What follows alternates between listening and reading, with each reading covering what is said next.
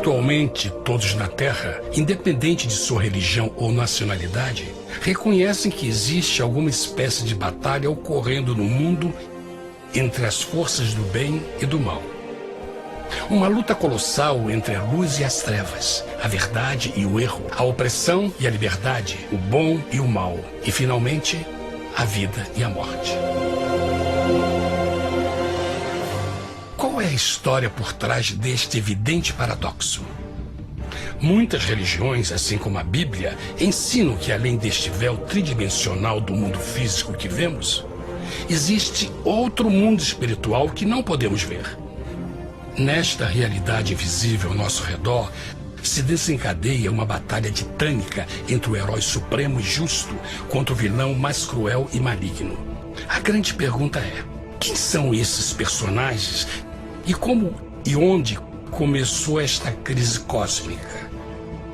Este é o maior mistério de todas as épocas e a história mais fascinante e verdadeira que jamais tem sido contada. Esta crise envolve cada pessoa sobre a Terra. Sim, cada pessoa.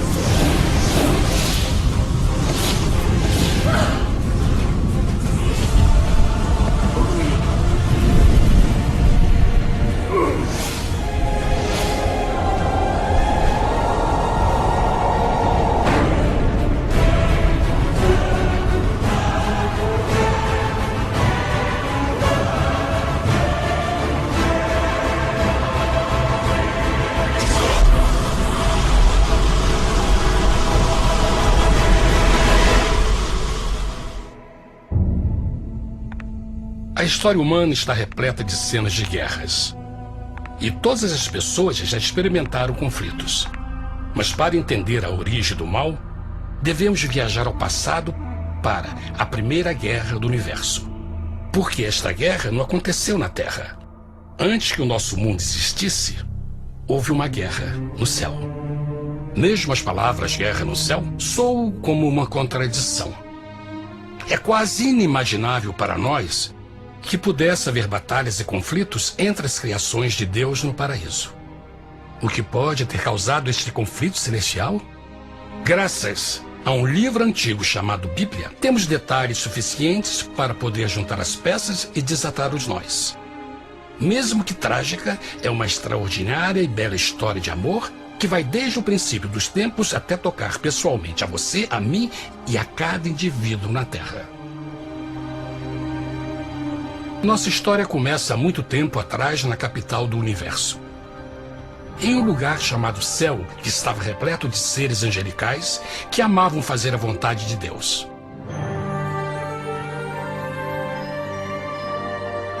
Sob o justo e amoroso governo do Criador, todo o céu desfrutava uma existência de felicidade e perfeita paz.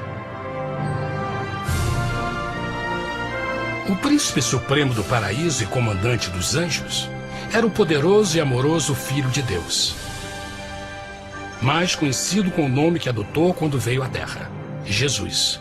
Ele tinha o mesmo propósito e pensamento com Deus, o Pai. O céu, sob o comando compassivo do Pai, Filho e Espírito Santo, provou ser um maravilhoso lugar de paz e alegria. Para realizar as ordens de Deus, a Trindade estava rodeada de um oceano virtual de inumeráveis espíritos ministradores chamados serafins e querubins, mais conhecidos como anjos. Estas poderosas e inteligentes criaturas descobriram que a felicidade estava em cumprir as ordens do Todo-Poderoso. Mas Deus criou um extraordinário anjo para atuar como líder de toda a multidão celestial.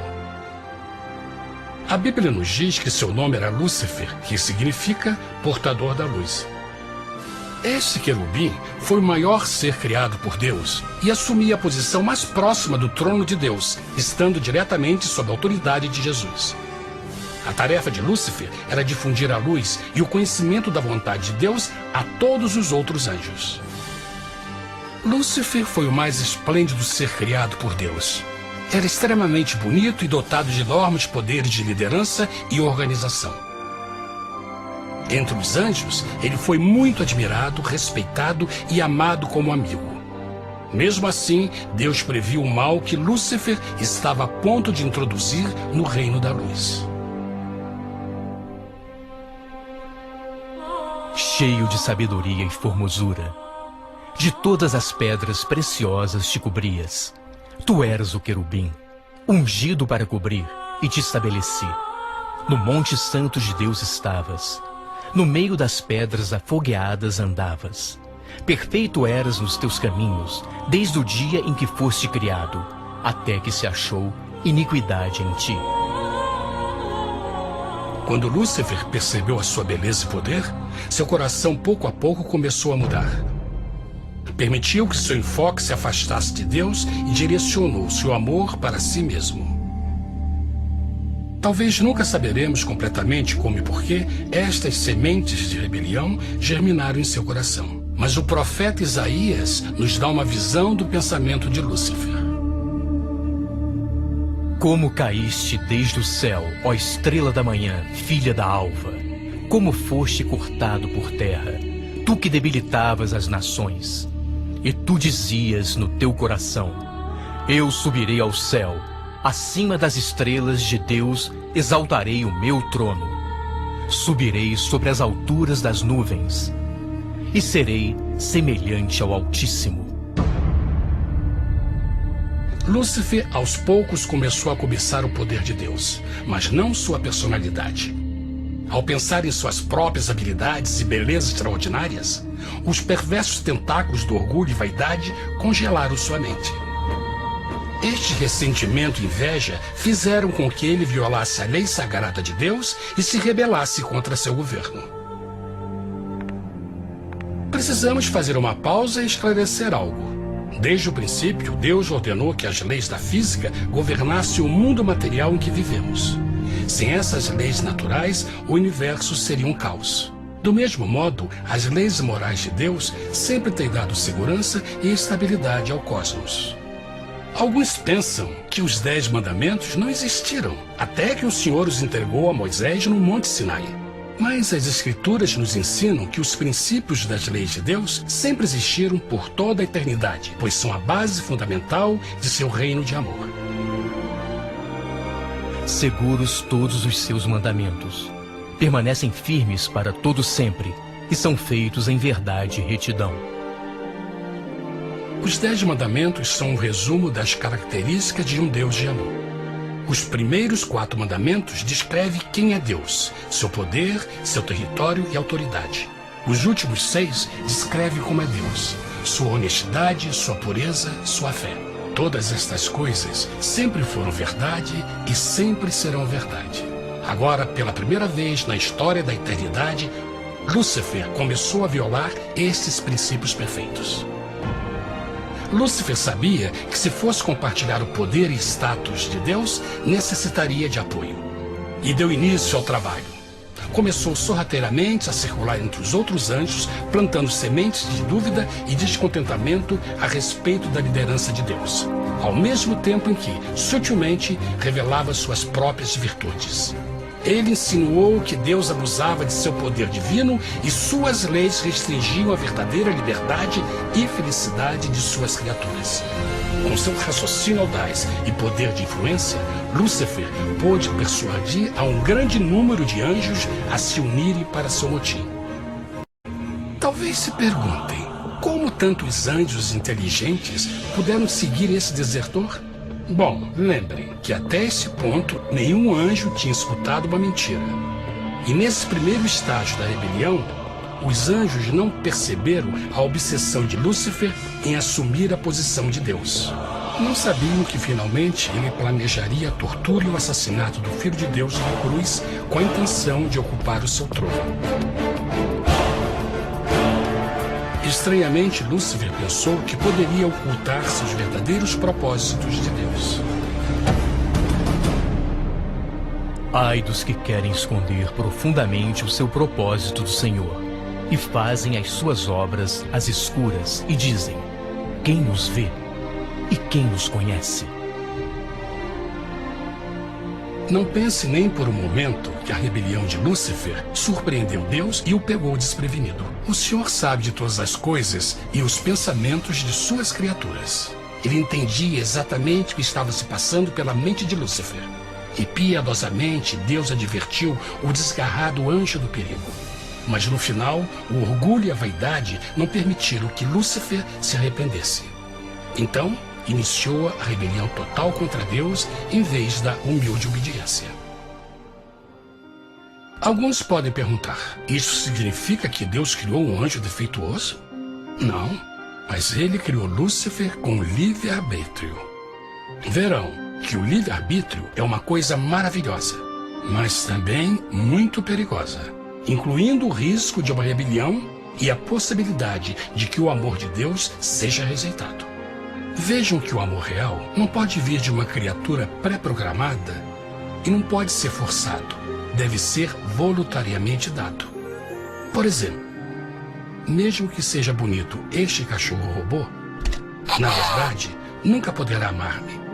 Posso fazer que pareça que me ame, mas só estará seguindo instruções pré-programadas. Não tem opção. Por outro lado, este pequenino está realmente feliz em ver-me. Ele decidiu dar-me seu afeto. E com o tempo, nossa relação se fará mais forte, enquanto eu ame e cuide bem dele. Do mesmo modo, um Deus de amor só quer amor verdadeiro de suas criaturas. E para que isso aconteça, elas precisam ter o livre-arbítrio. A rebelião de Lúcifer é a maior evidência de que ele tinha esta liberdade. Agora, a grande pergunta é: como Deus enfrentaria esta crise? Como lidaria com Lúcifer e com os milhões de anjos que se uniram nessa rebelião? Muitos questionam: por que Deus não acabou imediatamente com a rebelião? Afinal, ele poderia facilmente vaporizar Lúcifer com um raio. Mas isto teria solucionado o problema? Não, pelo contrário. Isso só teria intensificado as dúvidas e suspeitas que Lúcifer havia plantado na mente dos anjos. Lembrem que Lúcifer sabia, como ninguém mais, da engrenagem interna do governo de Deus. Sua destruição seria vista como parte de uma grande armação, e a razão que o motivou a servir Deus teria sido o medo da represália e não o amor. O Senhor sabia, na sua sabedoria, que a melhor forma de enfrentar a crise era permitindo que tudo seguisse o seu curso. Esta seria a única forma de se assegurar que o mal não se ergueria outra vez. Deixai crescer ambos juntos até a ceifa. E por ocasião da ceifa, direi aos ceifeiros: colhei primeiro o joio e atai-o em molhos para o queimar, mas o trigo ajuntai-o no meu celeiro. Na parábola do joio e do trigo, Jesus descreve que um tempo de crescimento é necessário para que uma planta revele sua verdadeira natureza. No seu entendimento infinito, Deus sabia que com o tempo o caráter real de Lúcifer seria exposto e que os amargos frutos de sua rebelião seriam vistos. Até agora, os cidadãos do universo não estavam familiarizados com o pecado e até onde os levaria. Mas isso mudaria quando eles vissem por si mesmos sua terrível natureza autodestrutiva. Afinal, a sabedoria e o amor do governo de Deus seria para sempre confirmado e o universo estaria seguro. Quando Lúcifer e seus seguidores revelaram abertamente sua rebelião, o Senhor soube que não haveria paz se permitisse que eles ficassem no céu. Deveria impor um limite, entrar em ação e enfrentar os rebeldes. Mas Lúcifer e seus seguidores nunca sairiam por vontade própria ou pacificamente. O passo seguinte foi a guerra. E houve batalha no céu. Miguel e os seus anjos batalhavam contra o dragão. E batalhavam o dragão e os seus anjos. Mas não prevaleceram, nem mais o seu lugar se achou nos céus. E foi precipitado o grande dragão, a antiga serpente, chamada o Diabo e Satanás, que engana todo mundo. Ele foi precipitado na terra, e os seus anjos foram lançados com ele. A Bíblia não revela exatamente que tipo de armas foram usadas durante este conflito cósmico. Mas esta guerra foi como nenhuma guerra que os olhos mortais já viram. Apocalipse 12:4 nos diz que finalmente Lúcifer e 1/3 dos anjos de Deus foram expulsos do paraíso.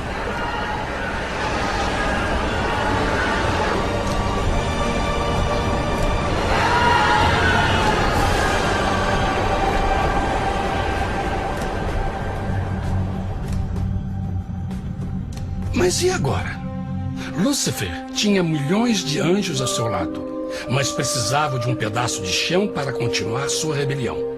Rápido, muito rápido, o universo começou a entender o quão doloroso e caro o pecado poderia chegar a ser. Mas a guerra não tinha terminado. Apenas começava. Lúcifer, o portador da luz, agora virou Satanás, o adversário.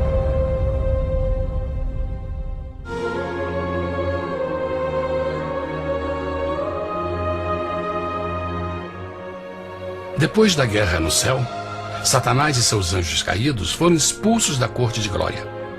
Por um tempo, o diabo e seus demônios vagaram pelo universo buscando inutilmente mundos que se compadeceram e se uniram à sua rebelião. Enquanto isto, o coração de Deus sentia intensamente o vazio que deixou a perda de Lúcifer e seus anjos. Então o Pai, o Filho e o Espírito Santo retomaram o seu trabalho favorito, o maravilhoso trabalho da criação. Decidiram fazer um mundo novo, pleno, com muita variedade e diversas criaturas de amor. Este novo mundo seria único, porque as criaturas principais seriam feitas à imagem de Deus. Para eles, o Senhor também daria o domínio deste planeta novo, que conhecemos como Terra. No princípio, Deus criou a terra. E viu Deus tudo quanto tinha feito, e eis que era muito bom. Que imagem maravilhosa! Deus forma um novo mundo, nosso planeta, Terra. E em cada maravilhoso dia da criação, algo novo e espetacular começa a fazer parte da cena. Por exemplo, no terceiro dia, Deus falou e uma linda e exuberante vegetação fez parte da existência. Plantas de todas as cores, formas e tamanhos. No quinto dia, o mundo estava repleto de espantosas e exóticas criaturas, que podiam tanto se elevar aos céus como deslizar pelas águas azuis. E outras podiam fazer as duas coisas. No sexto dia, houve a introdução de um grande número de animais terrestres. Desde o gigante elefante até o pequeno esquilo, cada um encontrou um lugar nesse novo planeta para viver em harmonia com o resto da criação. E também no sexto dia, Deus criou o homem. E disse Deus: façamos o homem à nossa imagem, conforme a nossa semelhança. E formou o Senhor Deus o homem do pó da terra, e soprou em suas narinas o fôlego da vida, e o homem foi feito alma vivente. E plantou o Senhor Deus um jardim no Éden, do lado oriental, e pôs ali o homem que tinha formado.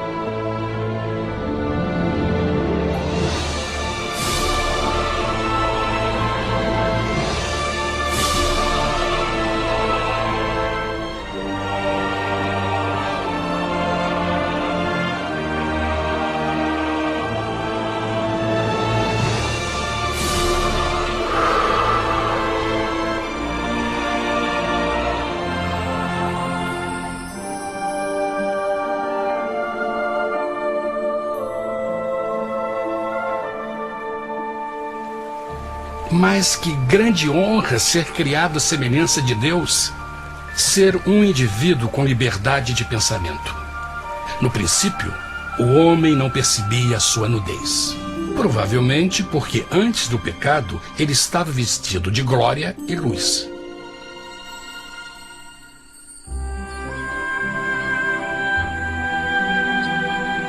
Deus também criou a companheira perfeita para Adão, sua bela esposa Eva.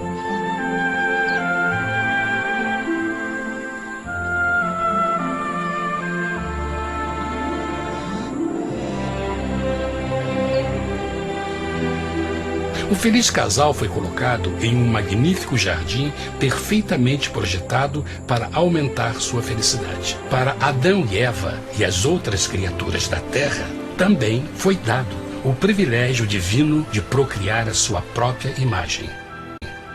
A intenção de Deus foi que a raça humana tivesse domínio sobre este paraíso perfeito para sempre. Eternamente felizes e saudáveis, trabalhariam com a flora do jardim de Deus, enquanto desfrutariam o afeto e companhia de todas as criaturas sob seus cuidados. O ambiente que nossos primeiros antepassados experimentaram foi muito diferente do mundo de hoje. As rosas não tinham espinhos, os insetos não mordiam nem picavam, e os leões e as ovelhas brincavam juntos. Mas a grande bênção era os humanos viverem em perfeita harmonia com seu Criador. A cada 7 dias, Adão e Eva descansavam de seu prazeroso trabalho e gozavam de uma comunhão com a visita de seu Criador. Era um mundo esplêndido e maravilhoso. E esse estado de felicidade teria continuado eternamente se nossos primeiros parentes tivessem mostrado fidelidade com uma simples prova. Mas da árvore do conhecimento do bem e do mal, dela não comerás, porque no dia em que dela comeres, certamente morrerás. Visto que o adversário havia contaminado o universo com sua rebelião, o Senhor viu a necessidade de uma simples prova de amor e lealdade. Lembrem que os anjos bons acabaram de ver 1/3 de seus amigos serem expulsos do céu durante a guerra. Como estariam seguros de que esses novos humanos não se uniriam a Lúcifer e causariam problemas? Então o Senhor plantou uma árvore no jardim, uma árvore cujo fruto não deveria ser comido sob pena de morte. Ao passar por esta simples prova de obediência, Adão e Eva mostrariam a lealdade para com Deus e a fé em sua palavra. Ainda mais, era uma prova de amor. Por isso, Jesus disse em João 14, se me amais, guardais meus mandamentos. Mas alguém mais soube desta prova de fé e estava determinado a usá-la em seu favor. Satanás estava com inveja dos humanos que desfrutavam da bendita vida que ele perdeu. Sua feliz existência estava em total contraste com a sua, que agora estava cheia de culpa, pecado e miséria. Com ressentimento e raiva, não estava disposto a deixar o casal em paz, pois o pecado sempre buscará arrastar a outros consigo.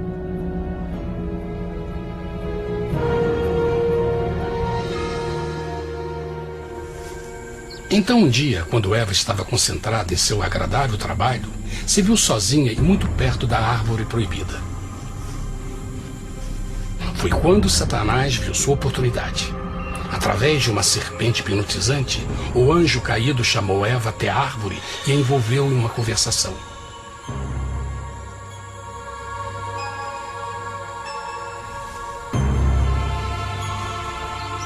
Suas palavras encantadoras foram cuidadosamente calculadas para gerar desconfiança a Deus.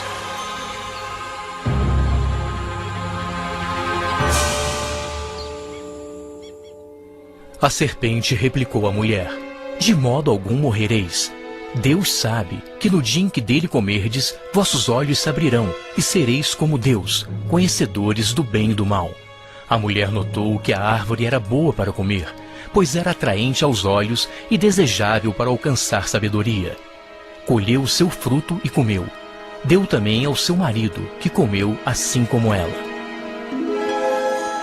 Tragicamente, quando Eva escutou a suave e sedutora voz do tentador, começou a ter certas dúvidas da palavra de Deus. A serpente enganou-o com a promessa de grande poder e sabedoria. Isso chamou sua atenção. Além disso, aparentemente um fruto deu à serpente a habilidade de falar. Que outros poderes poderia dar a ela? E mesmo tendo acabado de conhecer a serpente, ela confiou em sua palavra acima da de Deus, quem a criou, e lhe deu um paraíso para viver. Então Eva comeu o fruto proibido e convenceu seu esposo a fazer o mesmo. Adão poderia ter escolhido ser fiel a Deus, mas colocou seu amor pela esposa acima do seu amor por Deus. Quando os nossos primeiros parentes mostraram lealdade ao inimigo, o domínio da terra foi tomado por Satanás. Não sabeis que, vos oferecendo a alguém para lhe obedecer, vos tornais escravos daquele a quem obedeceis? Ninguém pode servir a dois senhores. Este mundo agora seria o último campo de batalha entre o bem e o mal, e o coração de cada homem e mulher seria o prêmio. Adão e Eva não se deram conta desse tempo, mas seu momento de desconfiança e desafio abriria as comportas do sofrimento de milhões de pessoas durante milhares de anos.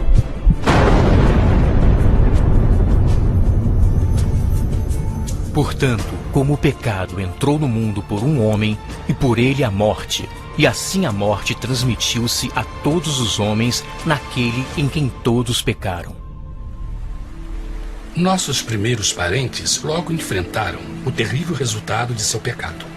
Em estado santo, Adão e Eva resplandeciam com túnicas de glória. Depois de pecarem, suas túnicas naturais de luz se desfizeram e eles ficaram mortificados com a sensação de sua nudez.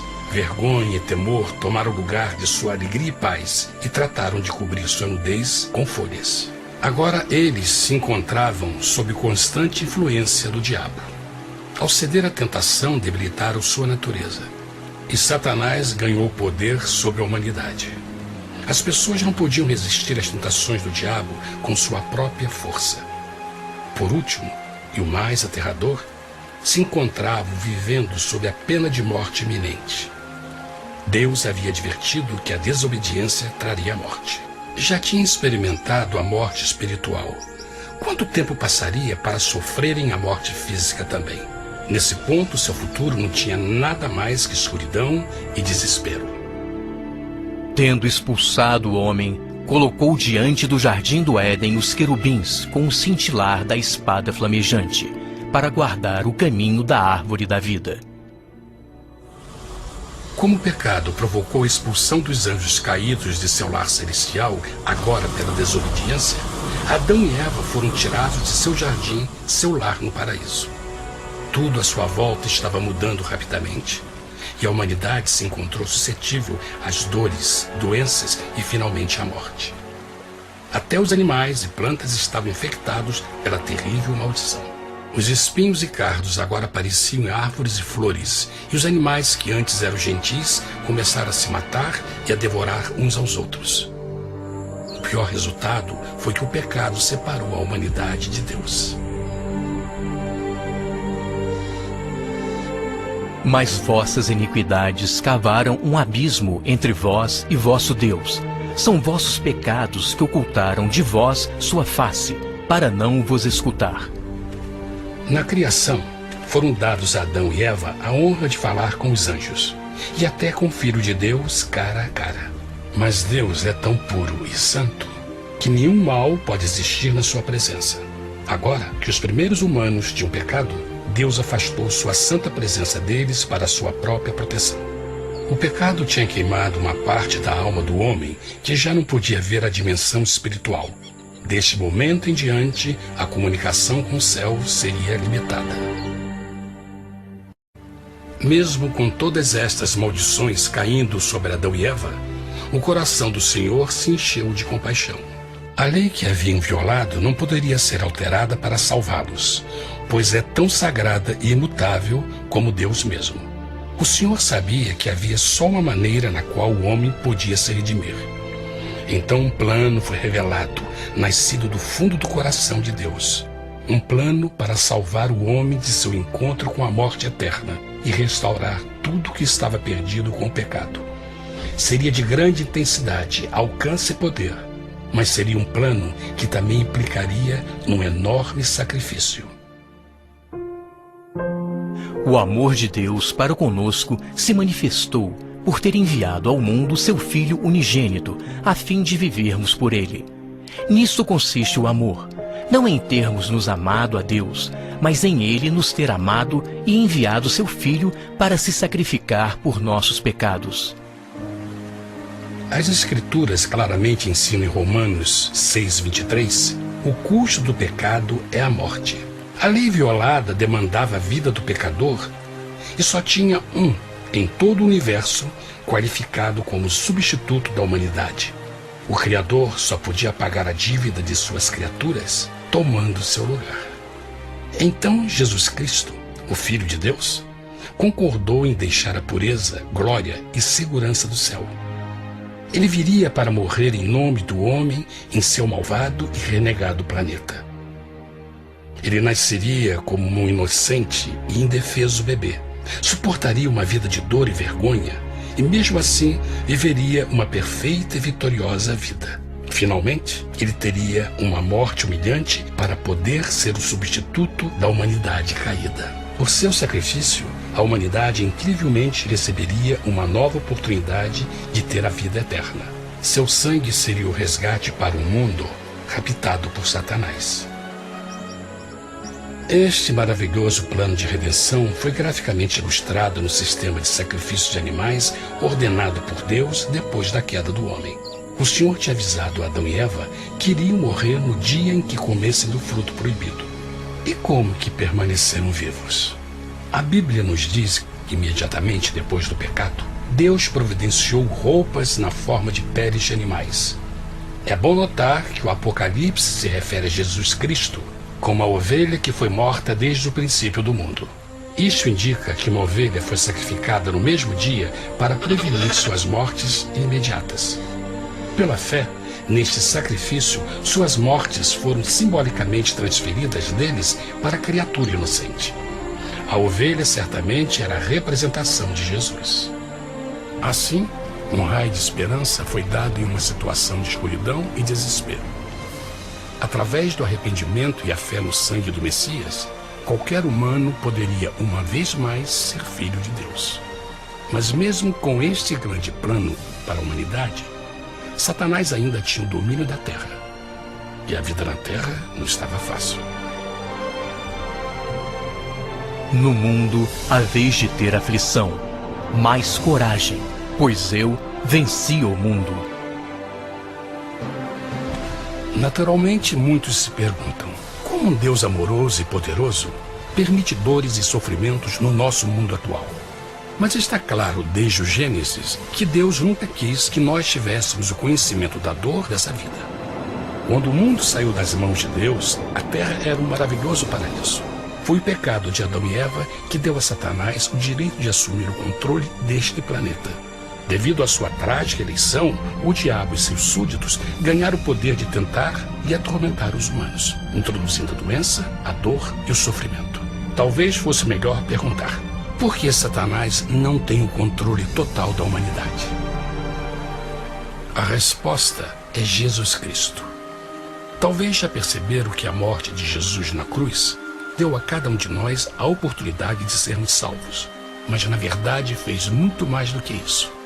Quando o Salvador ofereceu sua vida para redimir a terra, esse ato poria restrições ao controle de Satanás sobre a humanidade. Satanás não poderia forçar nossa vontade e seu poder de nos ferir seria limitado. O sacrifício de Cristo também nos trouxe um tempo de prova, durante o qual poderíamos ver a diferença entre o governo de Deus e o de Satanás, e então decidir a quem servir. Finalmente, pelo sacrifício que fez Jesus, o reino de Satanás chegará ao seu final, e um dia a terra será devolvida ao homem mais maravilhosa do que era no princípio. Mesmo Adão e Eva tendo começado suas vidas como exilados do paraíso, ainda tinham esperança. Deus providenciou peles de animais sacrificados para se cobrirem. Mas o mais importante, Ele prometeu o sangue do Cordeiro de Deus para pagar por seu pecado, se aceitassem Cristo e se arrependessem. Uma grande pergunta permanece: as aceitaria o grande presente de Deus? Como escaparemos se agora desprezarmos a mensagem tão sublime da salvação? A incrível história que acabaram de escutar é verdade e afeta vocês.